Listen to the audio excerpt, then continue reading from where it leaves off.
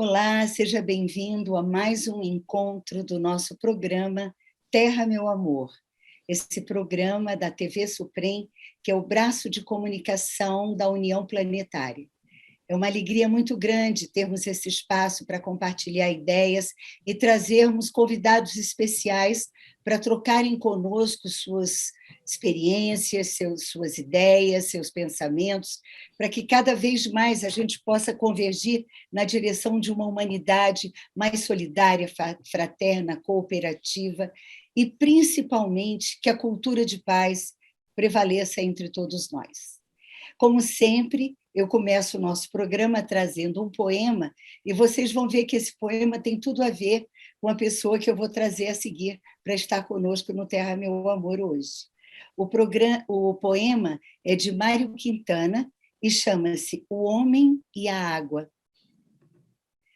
Deixa-me ser o que sou, o que eu sempre fui, um rio que vai fluindo, e o meu destino é seguir para o mar, aonde tudo recomeça, onde tudo se refaz. Seja muito bem-vindo, Marcos Elano, para estar conosco aqui hoje, no nosso Terra, Meu Amor. É uma alegria imensa ter você aqui com a gente.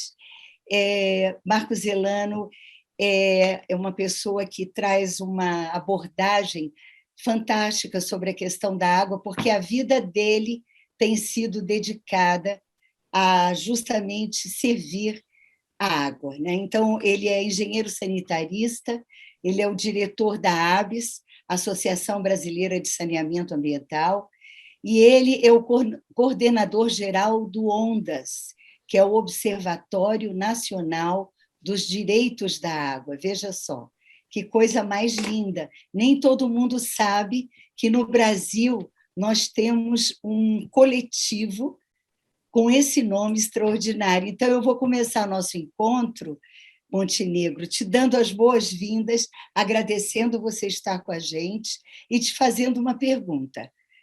O que é o ONDAS, como surgiu e qual que é o propósito no fundamental dele? Olha, Regina, eu queria, em primeiro lugar, agradecer por essa oportunidade, que também me deixa muito alegre.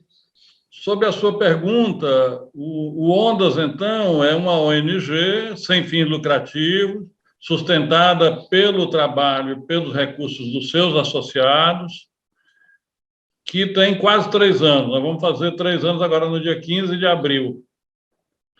Temos cerca de 250 associados, entre profissionais que trabalham com água e saneamento, militantes de movimentos ecologistas, de movimentos populares no campo e na cidade, né? E também sindicalistas dos serviços públicos de saneamento básico. Essa conjunção ela se formou durante o Fórum Alternativo Mundial da Água há quase 4 anos atrás e resultou nessa ONG que há 3 anos trabalha na defesa dos direitos da água e do saneamento.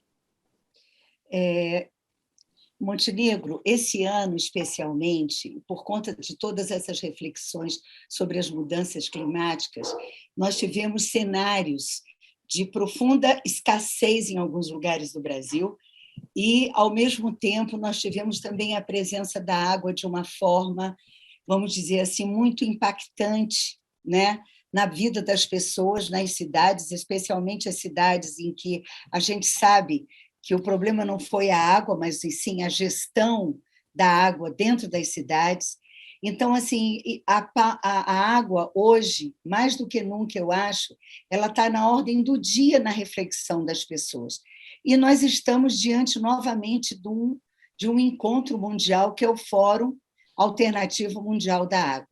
Eu gostaria que você trouxesse qual que é o seu olhar sobre essa problemática diante desses desafios contemporâneos ligados à gestão da água nas cidades e no campo.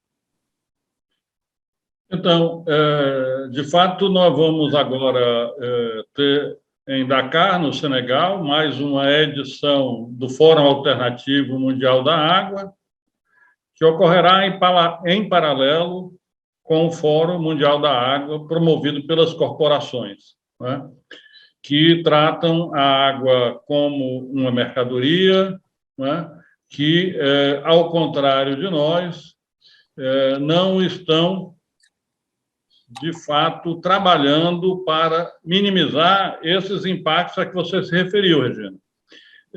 Infelizmente, essa situação que nós estamos vivendo, que é praticamente de emergência climática, em razão do aquecimento global, provocado por um modelo de desenvolvimento que é só de maior produção e maior consumo, né? Uma situação que, na verdade, rompe o metabolismo entre o homem e o planeta, o homem e o restante da natureza, o homem, quando eu digo homem, é a humanidade, o homem e as mulheres, né? É uma situação que tem reflexo, não atinge todo mundo da mesma forma. Tá? O noticiário sobre o que aconteceu, por exemplo, em Petrópolis, que hoje está fazendo um mês, mostra isso. A população mais humilde, que mora em condições piores, é quem sofre de maneira mais direta, mais grave, os impactos das mudanças climáticas, alterando o regime pluviométrico e trazendo com mais frequências eventos limites. Não é? Da mesma forma, quando falta água numa metrópole, nós estamos agora com o caso de Belo Horizonte, que está sobre rodízio, né? Nós também temos a falta d'água com mais ênfase ocorrendo nas periferias. Tá? Portanto, atingindo mais diretamente as mulheres das famílias mais pobres, os adolescentes e as crianças do ponto de vista da saúde propriamente dito, né? Então, é uma situação de muita diferenciação, e isso precisa ser examinado e discutido dentro de uma perspectiva de busca de afirmação dos direitos. O Brasil é um dos proponentes da resolução da ONU, de 12 anos atrás, que inscreveu os direitos à água e ao saneamento no rol dos direitos que são fundamentais, né? Portanto, isso significa que os governos do Brasil, nos 3 níveis, federal, estaduais e municipais, têm compromissos com a realização desses direitos, não é?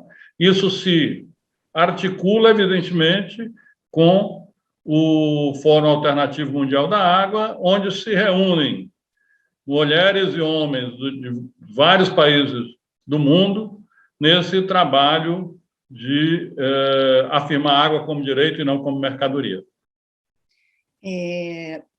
Também, Montenegro, te ouvindo, me ocorre o seguinte: nós também temos o ODS 6, né, nos Objetivos do Desenvolvimento Sustentável. O 6º é justamente a questão da água. Então, assim, isso que você trouxe agora, da privatização da água em detrimento do direito, o direito à água, a água como um direito, como um bem, não é? Então, isso é uma polarização muito grande. E a gente está vendo o seguinte, que as corporações, por exemplo, como você trouxe, que organizam o Fórum Mundial da Água, elas se articulam numa perspectiva de uma correlação de forças muito desigual em relação às articulações e aos pleitos das comunidades, das entidades, das ONGs. Como é que você percebe que a gente pode buscar um equilíbrio ou um ponto minimamente equânime de diálogo para trazer essa pauta, que é uma pauta que dialoga com a sobrevivência humana, né? Então, veja, isso tudo está muito ligado com a própria questão da democracia, não é? Quando nós falamos em privatização da água, nós podemos abordar sob 2 enfoques, digamos assim. o enfoque da água como recurso hídrico, a água dos rios, as águas doces, as águas subterrâneas, não é? Dos rios e lagos e assim por diante. Não é? No Chile, durante a ditadura do Pinochet, em 1981, foi aprovado um código de águas que permitiu que a água fosse transformada em propriedade privada, a água dos rios fosse transformada em propriedade privada.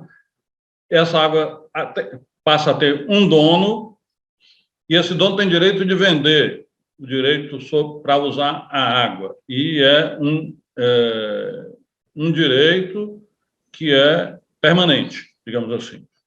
Agora, com a Constituição chilena nova, com os novos ares que estão circulando para lá dos Andes, aprovou já em primeira instância o fim da propriedade privada sobre as águas. E, no entanto, aqui no Brasil, ao contrário, em função exatamente do tipo de política econômica que nós temos, do tipo de governo autoritário que nós temos, nós estamos com um projeto de lei na Câmara para fazer exatamente o que o Chile fez há 40 anos atrás.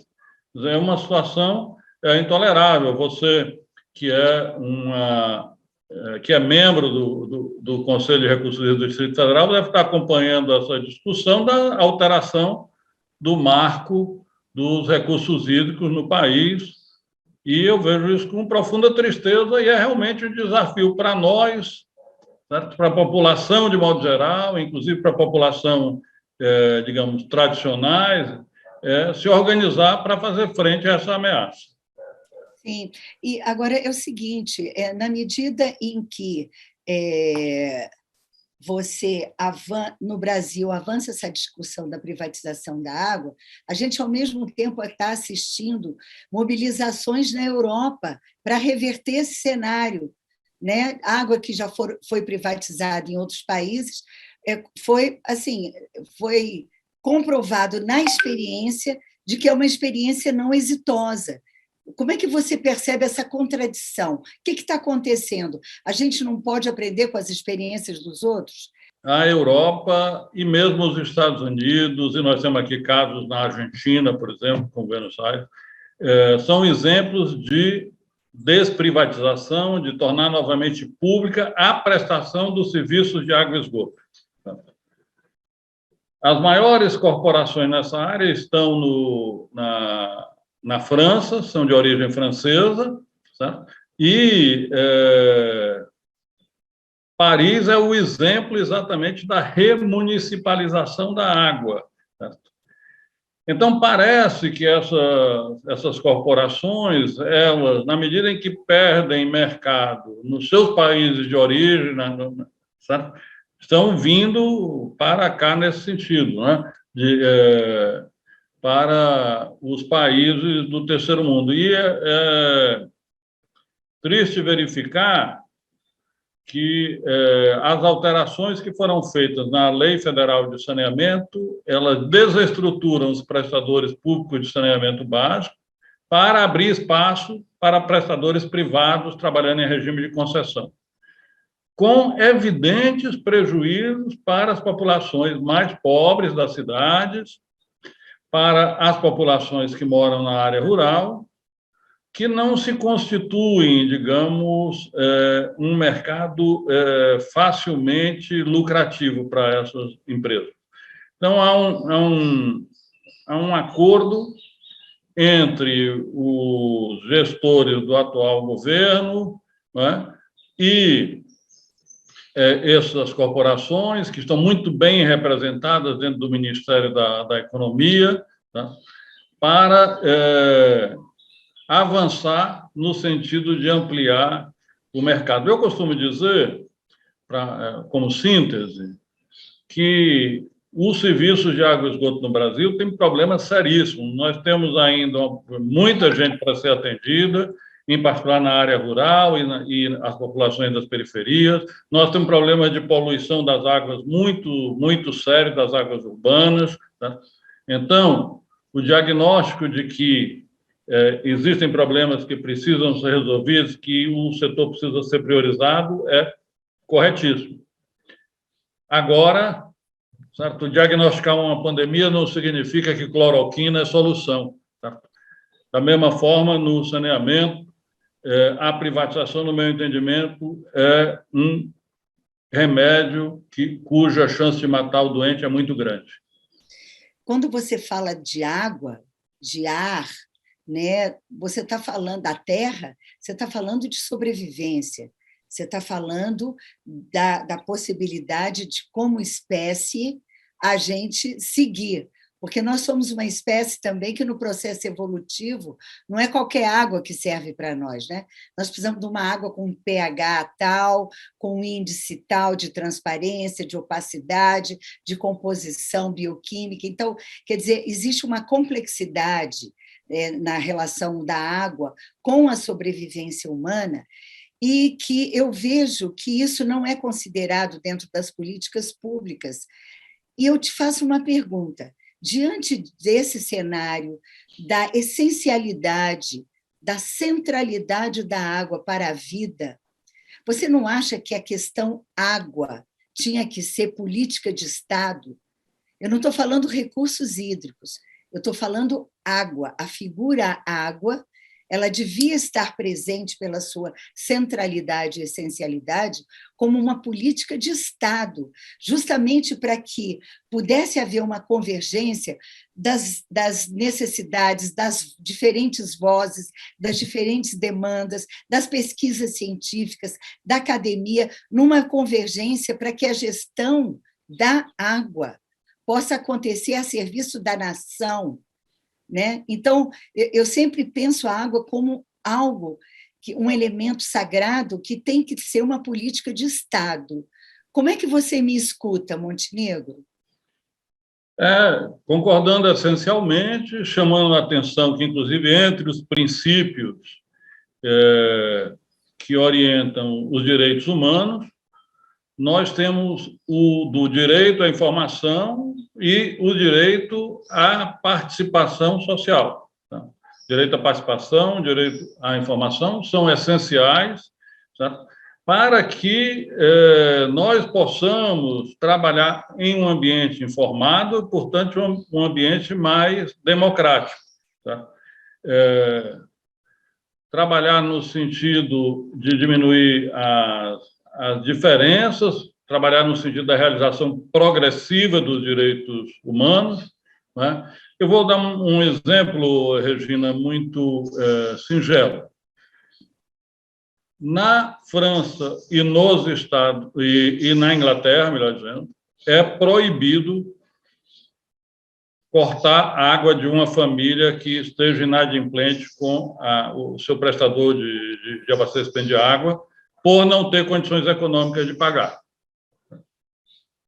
Não se pode deixar uma família sem água exatamente por causa desses aspectos que você mencionou. É um bem comum essencial à vida, não interessa se a família é rica, se é pobre, se está empregada, se está desempregada, todos têm que ter direito. E, em geral, quer dizer, se você tem uma situação de desemprego, de diminuição de renda muito constante, aliás, com a situação da pandemia que nós enfrentamos, que ainda, infelizmente, ainda não terminou. Se a família tem a sua água cortada e vai ter que usar água de péssima qualidade, é um impacto a mais negativo na vida das pessoas. No Brasil, então, nós estamos hoje trabalhando na campanha Sede Zero. O ONDAS está articulando um conjunto de entidades no sentido de defender um conjunto de bandeiras, entre as quais essa de que não é possível deixar sem água famílias que não têm condições de pagar a conta, de que a tarifa social deve ser compatível com o nível de renda da família e que todas as famílias que estão no cadastro único dos programas sociais do governo federal devem ter direito à tarifa social. Que mais que isso, que essas mesmas famílias, por se caracterizarem como pobres, se ainda não tiverem ligação de água e esgoto, não devem ser cobradas para ter a ligação de água e esgoto. São alguns exemplos das bandeiras que nós estamos levantando junto com um conjunto de entidades, né? O ONDAS fez um Encontro Nacional dos Direitos Humanos à Água e Saneamento no ano passado e lançou essa campanha, e nós estamos articulando, então, um grande movimento nesse sentido, que dê prioridade, por exemplo, também à questão do atendimento da população rural com água e esgoto. Poxa vida, parabéns, parabéns por esse movimento, Sede Zero. Eu acho que isso assim, é uma convocação para uma tomada de consciência da população, da cidadania, porque também, Montenegro, nós fomos criados, educados de uma maneira totalmente equivocada, de que os recursos naturais eram infinitos, de que o Brasil é a maior reserva de água do mundo, e de fato é, porém, se não houver um manejo adequado, se não houver uma distribuição equânime desse bem, que é a água, nós acabamos esbarrando em situações de exclusão, em situações dramáticas, como a gente viu em Brasília. Em Brasília, no início da pandemia, a UNB fez uma pesquisa, identificou famílias que não tinham acesso à água potável, sendo que a bandeira do combate à Covid era lave suas mãos, mantenha a sua higiene, ou seja, você condena determinados segmentos da população, famílias inteiras, a não ter acesso minimamente às orientações do Ministério da Saúde. Isso é um paradoxo no seio da nossa sociedade, que é uma coisa completamente inaceitável, né? Então, assim, eu estou vendo também, Montenegro, que está havendo uma mobilização. Eu acho que o fato da gente estar trazendo a pauta da água para reflexões mais democráticas, em fóruns mais democráticos de discussão, vai fazer com que as pessoas cada vez mais se apropriem do desejo de ter uma água de qualidade, de exigir das políticas públicas o atendimento ao saneamento.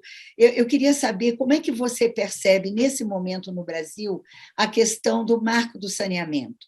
Você poderia explicar para os nossos telespectadores, por favor, qual é a relevância dessa temática hoje no Brasil? O Marco do Saneamento é uma lei federal que estabelece as diretrizes para a gestão dos serviços públicos de saneamento básico, aí incluídos o abastecimento de água, o esgotamento sanitário, o manejo das águas de chuva e o manejo dos resíduos sólidos, do nosso lixo doméstico, né? As alterações que foram promovidas em 2020, como eu já lembrei aqui, elas vão no sentido de privilegiar, digamos assim, certo? A prestação desses serviços como negócio, certo? Como geração de lucro, certo? E isso sendo feito através da desabilitação de companhias de saneamento, de serviços municipais de saneamento e a promoção de concessões a empresas privadas, em geral, controladas por fundos financeiros, muitas vezes com acionistas no exterior. Nós temos, na verdade, principalmente quatro grupos grandes econômicos no Brasil, que estão ganhando todas essas licitações, tá? E com a grande tendência de tornar mais difícil o acesso ao serviço por parte da população pobre, porque os serviços ficarão mais caros, tá? Porque vão ter que gerar lucro, porque vão ter que pagar, incluir no custo o pagamento da outorga que essas companhias estão fazendo para pegar esses contratos. Então, é uma situação muito particular. Eu queria, nós estamos nos encaminhando para o final, queria falar de duas coisas ainda, duas bandeiras do fórum, aliás, da campanha do Sede Zero. Uma que é a retomada do programa 1 milhão de cisternas, que é essencial no Nordeste. Nós estamos com mais uma vez enfrentando seca no Nordeste. Quem viu a televisão, o jornal ontem à noite, viu aí que dos 9 estados do Nordeste, 8 estão com problema de escassez de água sério, certo? Então, o programa 1 milhão de cisternas é fundamental para o atendimento da população rural do Nordeste, tá? E tem uma população que aumentou, inclusive, durante a pandemia, que é a população que vive em situação de rua. É uma outra população extremamente vulnerável e, infelizmente, as nossas cidades tratam essa população como se não tivessem ali cidadãs e cidadãos. Então, nós não temos banheiros públicos, nós não temos bebedouros, nós não temos as mínimas, não oferecemos nas nossas cidades as mínimas condições para que, digamos, se possa garantir, tá, saúde na dimensão que você falou, Regina, quer dizer, a questão da higiene, mas em tempos de pandemia é essencial. Tá? Você lembrou de um período, inclusive, onde não havia a disponibilidade da vacina, mas a higiene continua sendo fundamental para garantir um menor risco, não é, à pandemia. Sim, é essencial que se traga para a pauta, para a consciência da cidadania, da população, esse compromisso ético.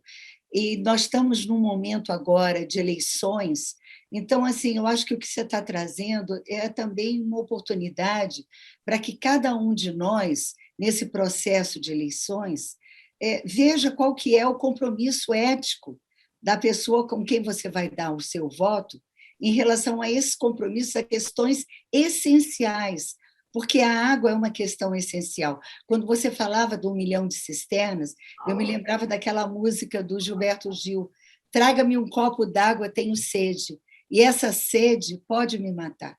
Não é? Então, quer dizer, essa relação do ser humano com a água é uma relação que ela nos remete a uma consciência de que a água não é apenas 2 moléculas de hidrogênio para uma de oxigênio. Ela tem um significado, uma simbólica muito maior, que dialoga com a própria vida, com a nossa ancestralidade como espécie, não é? Então, assim, Montenegro, olha, meus parabéns por por você ser esse Dom Quixote, né? Só que o Dom Quixote lutava com os moinhos de vento. Você não. Você é uma pessoa que lida justamente com aquilo que faz brotar nos campos a nossa mesa de amanhã. Então, minha gratidão a você pelo seu trabalho, desejo sucesso e vamos nos encontrar no Fama, se Deus quiser, e vamos levar essa bandeira da água para todos. Água com dignidade. Muito obrigada. Obrigado, Regina. Conheçam o Ondas, ondasbrasil.org é o nosso site na internet. Muito obrigado, um abraço, então. E a você, telespectador, obrigada por ter estado com a gente e até o nosso próximo encontro. Até lá.